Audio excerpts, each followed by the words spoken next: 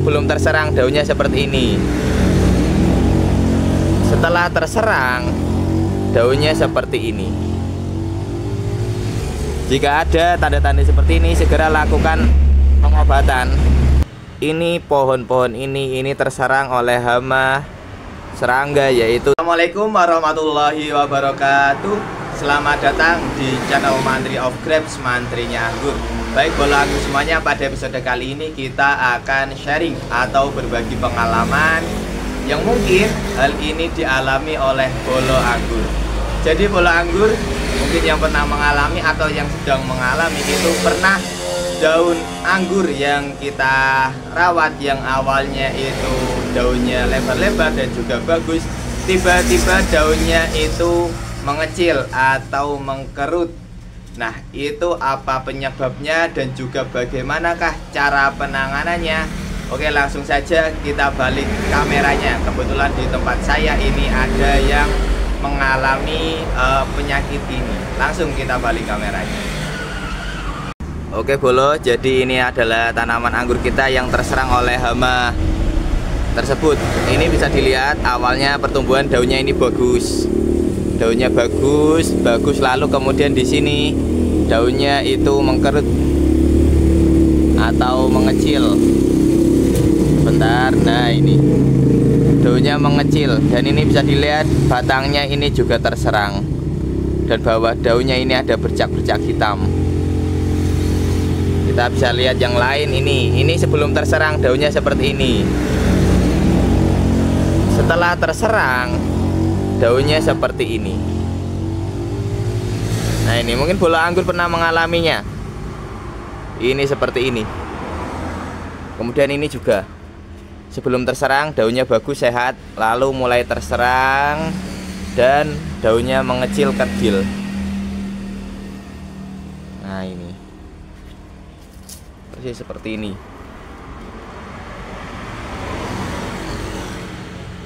Ini pohon-pohon ini terserang oleh hama serangga, yaitu thrips. Thrips ini sangat merugikan bagi kita bolo, bagi tanaman anggur itu merugikan. Kenapa? Karena dia menyebabkan pertumbuhan anggur menjadi tidak bagus, pertumbuhannya itu terhambat. Karena di sini daunnya ini gagal mekar, daunnya gagal tumbuh harusnya yang seperti ini. Tetapi karena ada thrips jadinya daunnya kecil seperti ini. Jadinya kan nanti fotosintesis jadinya tidak bagus. Dan mereka juga menghisap nutrisi pada tanaman anggur kita. Jadi pertumbuhannya menjadi jelek. Itu adalah hama thrips.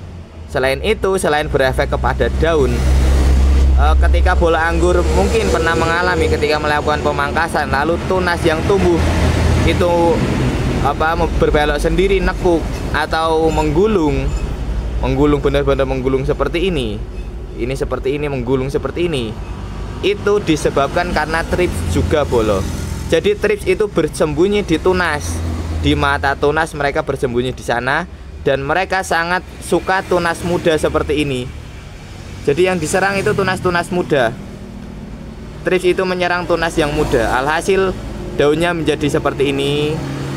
Daunnya menjadi jelek, lalu batangnya juga ini menjadi jelek. Bisa dilihat ini di sini ada seperti bercak hitam. Jadi dia makan dari tanaman anggur kita. Batangnya ada bercak hitamnya dan di bawah daun juga sama. Dia tinggal di sana dan menghisap nutrisi di sana. Waspada bolo jika pohon anggurnya ada hama thrips ini, karena hama thrips ini benar-benar merugikan untuk kita. Selain itu, bolo anggur thrips ini juga bisa menyebabkan gagal panen. Kenapa bisa? Karena setelah kita melakukan pruning lalu diserang oleh hama thrips, itu nanti biasanya tunas yang tumbuh akan menggulung dan hasilnya nanti biasanya juga bunganya akan gosong. Jadi salah satu penyebab bunga gosong itu juga bisa disebabkan karena hama thrips.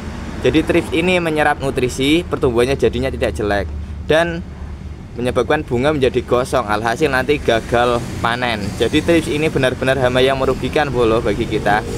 Jika ada tanda-tanda seperti ini, segera lakukan pengobatan. Kalau tidak, ya nanti tumbuhnya seperti ini terus, tumbuhnya akan jelek.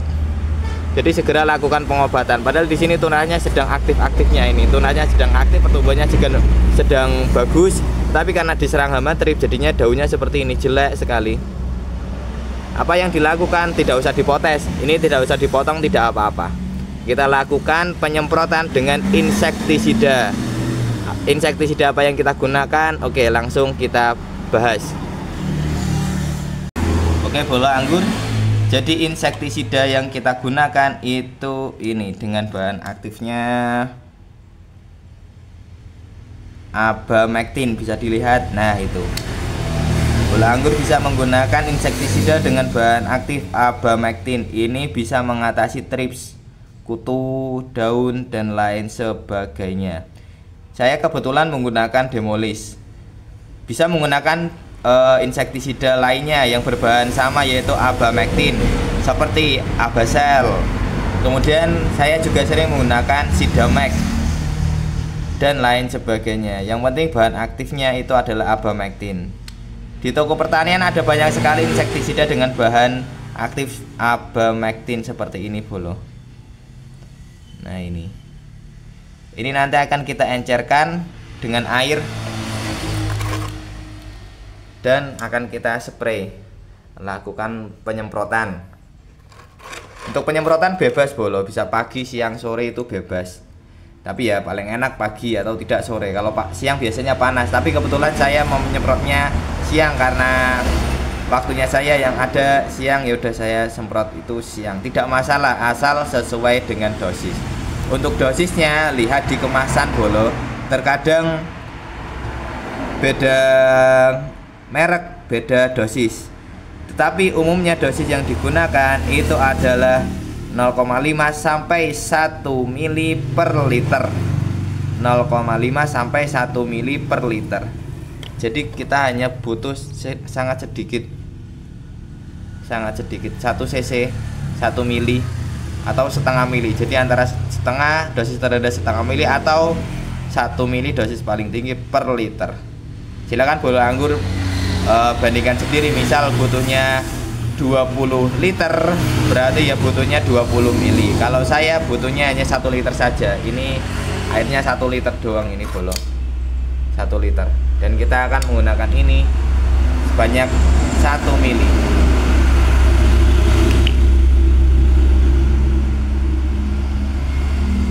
Agak susah karena saya menggunakan 1 tangan. Mohon maaf, bolo.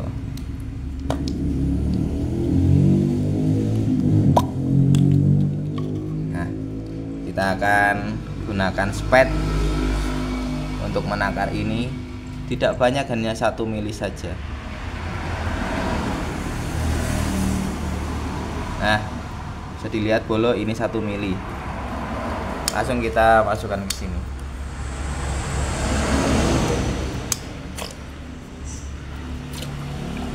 Lalu aduk.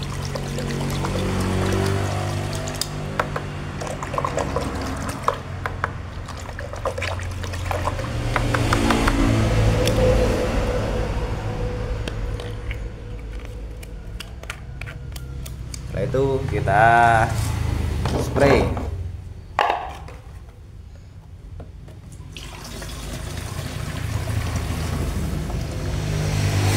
Lalu kita lakukan penyemprotan.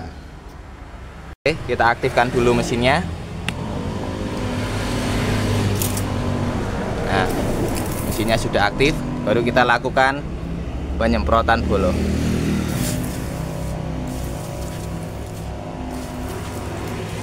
Penyemprotan usahakan rata di bawah daun terutama, karena mereka bersembunyi di bawah daun. Seperti itu, bolo. Kita lakukan penyemprotan. Lalu calon-calon bibit kita juga lakukan penyemprotan untuk pencegahan.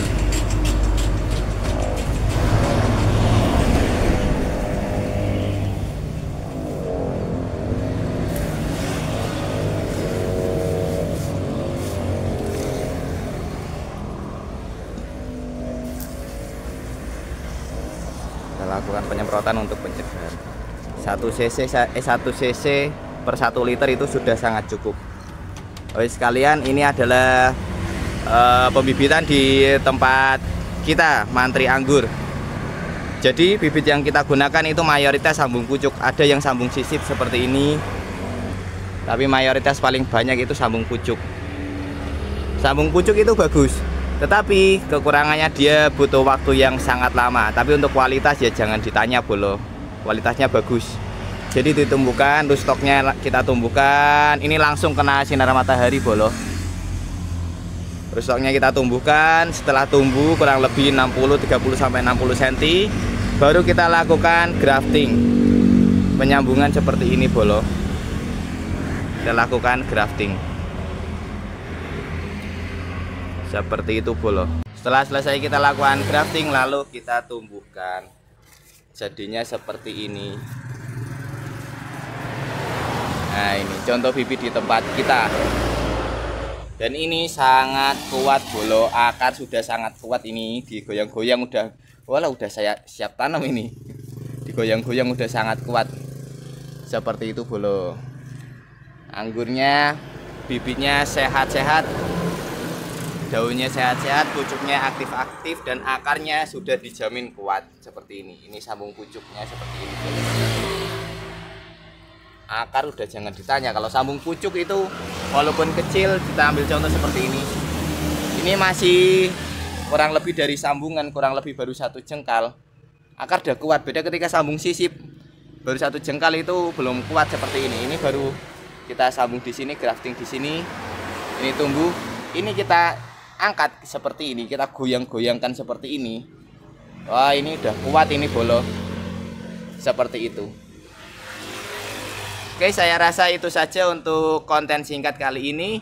Semoga bermanfaat untuk bolo anggur semuanya. Terima kasih sudah menyimak. Salam Mantri Anggur. Assalamualaikum warahmatullahi wabarakatuh.